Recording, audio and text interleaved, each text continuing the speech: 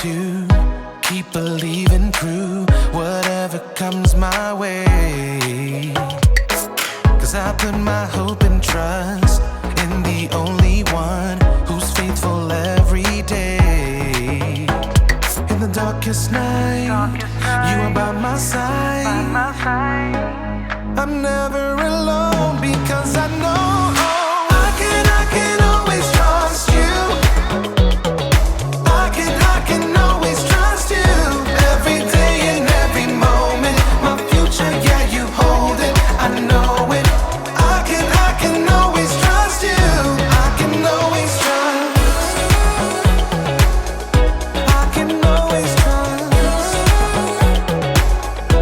I can always trust you. I can always trust. I've got a Savior who will always walk me through whatever comes my way.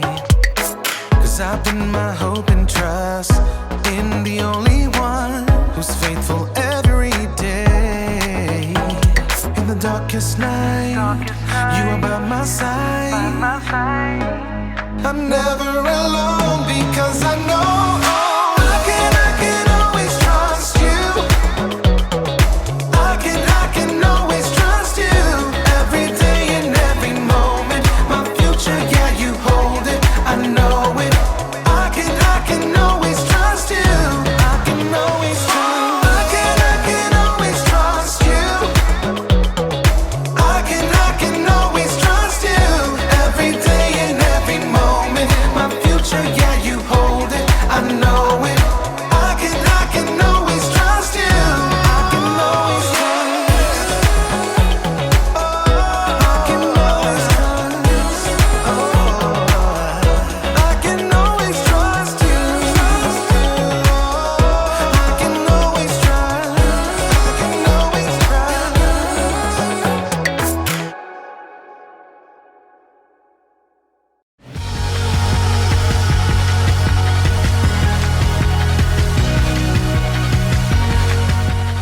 Oh, hey everyone, I'm Daniel. I hope you don't mind if I get into shape while we do this. Exercise is good and all, but I'd rather be outside, but the weather, it's not cooperating. But it's okay, because I can ride my bike inside. See that? I'm showing contentment. Contentment. Learn to be okay with what you have. So, I'm okay with my stationary bike. Did you know they've made all kinds of advancements with stationary bikes? I want one of those bikes that has all kinds of settings that make you feel going uphill or downhill. No, wait, I want one of those bikes. This is a TV screen, so it makes it look like I'm riding through the mountains or beside the ocean. I can use my laptop. I can go to England, I can go to Italy, I can go to France. Oui, oui, baguette. Ooh, no wait, I want a bike who has a trainer who can pump me up while I ride. Come on, Daniel, you can do it. Yeah, pedal hard. I can do it, I can. Go. Too bad I have this old thing. All it does is pedal. In today's Bible story, we'll hear about a king who wanted more and more and more. I kind of feel like him right now. It's not fun.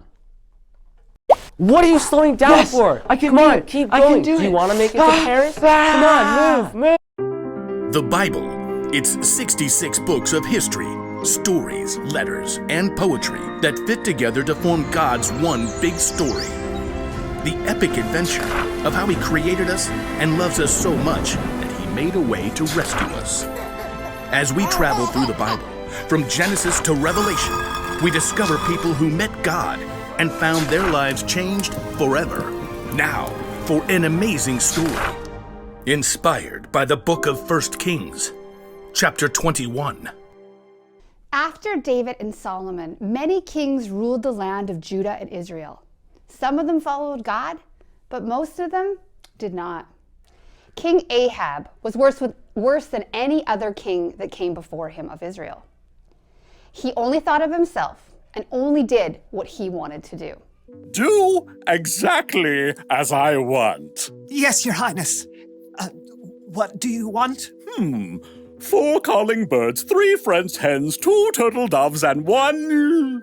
Oh, it escapes me. Just bring me some pears flambé. No one ever said no to King Ahab, not even his wife, the queen Jezebel. Am I the most fabulous king to ever rule this land? Yes, of course, because you have me. King Ahab was convinced. He was certain that he had all the things that he needed and wanted. That was until he took a drive through a neighboring community town called Jezreel. Ooh, just look at that lovely vineyard. It is perfection. Stop at once. King Ahab examined the green vines and he looked at the healthy grapes of bunches of grapes.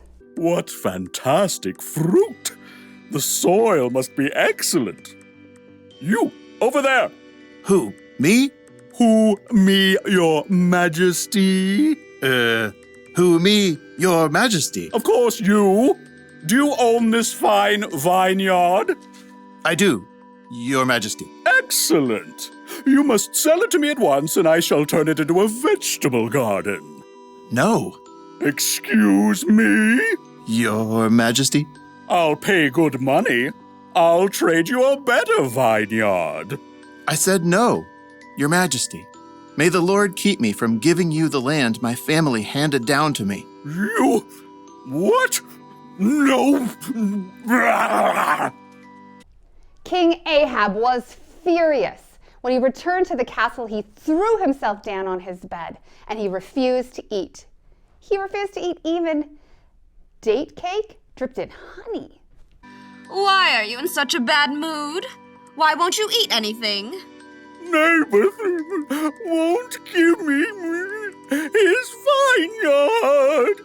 Oh, snap out of it. You're the king. I'll get you that vineyard. Queen Jezebel was just as bad as her husband, maybe even worse. She wrote a letter to the town of the leaders where Nabal lived. Here is your mission, which you must accept. Number 1, announce a special day and give Naboth an important seat. 2, have 2 bad guys sit across from Naboth and claim that he cursed God and the king. 3, drag Naboth out of the city and throw stones at him until he dies. That should clear. Queen Jezebel sent her letter, and the leaders of Nabal's town, they followed it to the letter. Tell the queen, mission accomplished. Queen Jezebel was delighted by this terrible news, and she immediately went to find King Ahab. Oh, woe is me. Naboth won't give me... Get up! Take over Naboth's vineyard. He's dead. What? Mine! All mine! King Ahab immediately ordered his chariot and set off at once to the town of Jezreel. We'll rip out these annoying vines, plant peas, parsnips, potatoes. Even as King Ahab garden partied, God spoke to the prophet Elijah. Go down to see Ahab. You will find him in Naboth's vineyard. Ahab has gone there to take it over. God gave Elijah a special message for the king. Elijah had faced King Ahab before, and so he knew that the king would not be pleased to see him. Okay, here goes. Elijah traveled to Jezreel and found the king in the vineyard. Pull out that row of vines. Dig up the soil. King Ahab. The king turned, and his eyes narrowed as he saw Elijah approaching. My enemy, you found me. The Lord says, haven't you murdered a man? Haven't you taken his property? No, not me personally. And now he doesn't need it anymore. So You've done what is evil in the sight of the Lord. The Lord says, I am going to bring horrible trouble on you. You have caused Israel to sin. Oh. For once, King Ahab listened to a message from God. He tore his clothes, which was a sign of great sadness. And then he put on the clothes that would show that he was so sorry for what he had done. No food. Not even date cakes dipped in honey? Not even date cakes dipped in honey. King Ahab and Jezebel made themselves miserable by taking more and more and more. And in the end, they paid for it. Whew, sheesh. King Ahab really wanted Naboth's vineyard. It's okay to want things, but King Ahab wanted that vineyard so bad, it made him miserable.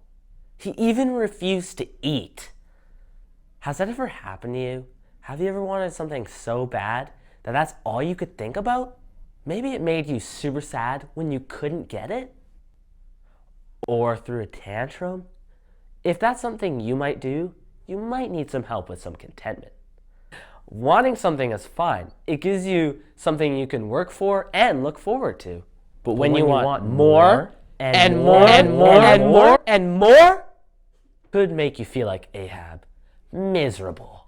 Jesus once said, "Watch out, be on your guard against wanting to have more and more things. Life is not made up of how much a person has." Luke 12:15. Jesus knew there's so much more to life than the stuff we have. There's memories to be made, experience to have, and relationships you can grow with God. These things will last forever, even when some of your things will break or go out of style. It's okay to want things, but here's the one thing to remember today. Wanting more and more can make you miserable. Maybe one day I'll get a stationary bike with all the bells and whistles. But for now, I have this one. I can imagine it's springtime in Paris. Move, move, go! Come on, you got this! My imagination is very vivid. Au revoir!